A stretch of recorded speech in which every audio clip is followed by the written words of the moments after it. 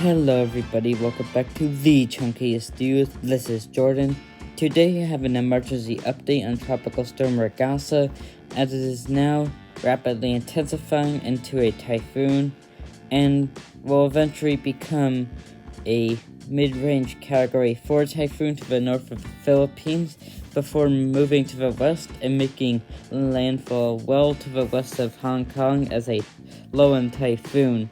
So anyways, let's get straight into this video. Starting out with the forecast cone, currently is at 55 knots, although that was as of 18Z, and now it has been several hours since then, and it is likely stronger than that. I wouldn't be surprised if they upgrade to 65 or 70 knots at the next advisory, and you can see it's expected to somewhat quickly intensify over the next few days into an extremely dangerous Category 3 hurricane to the east-northeast of Luzon before traveling to the north of Luzon as an extremely dangerous Category 4 hurricane with sustained winds of 120 knots or 140 miles an hour, and it could actually bring those winds to a few islands up there, and overall it'll have some significant impacts to those areas. And its tropical storm force wind field will extend from northern Luzon all the way to southern Taiwan, and then eventually it will move to the south of Hong Kong before moving to the west of that and making landfall well to the west-southwest of Hong Kong there.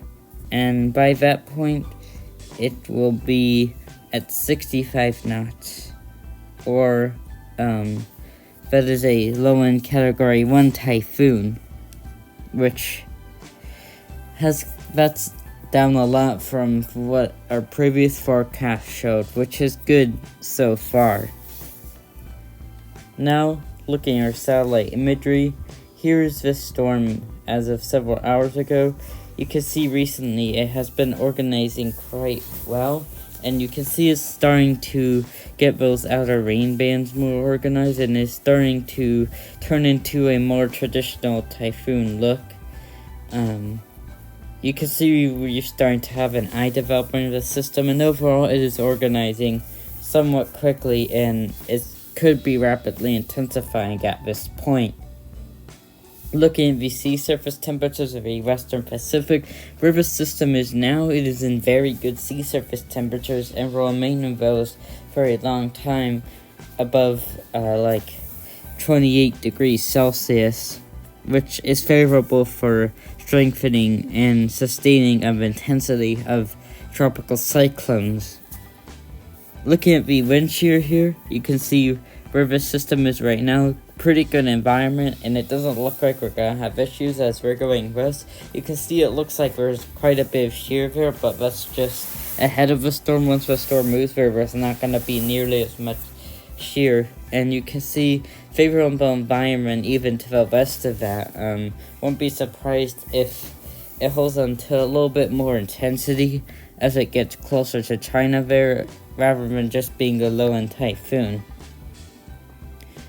Now looking at the ocean heat content, where that system is right now, pretty good ocean heat content. As it moves to the west, it'll encounter a slightly more favorable environment, and then after it reaches north of the Philippines, they'll start to fall off, although still enough to sustain the system for a few more days before it makes landfall there. And finally, looking at the Weather Lab cyclones, the Google DeepMind AI model, you can see it has it soon becoming a Category 1 typhoon before quickly intensifying and eventually becoming a Category 4 typhoon, where you can actually see its peak here is to the northeast of the Philippines, and as it moves to the north, it actually is only Category 3 before it moves off to the west. And I believe this does actually have it making landfall in China, like the TWC does. Actually have it making all the way to Vietnam and making landfall as a tropical storm, which would be interesting to see. Anyways, that's all I have for this video. Please share this with your family and friends, especially those in affected areas. Like this video, subscribe to my channel, and leave a comment down below. Goodbye.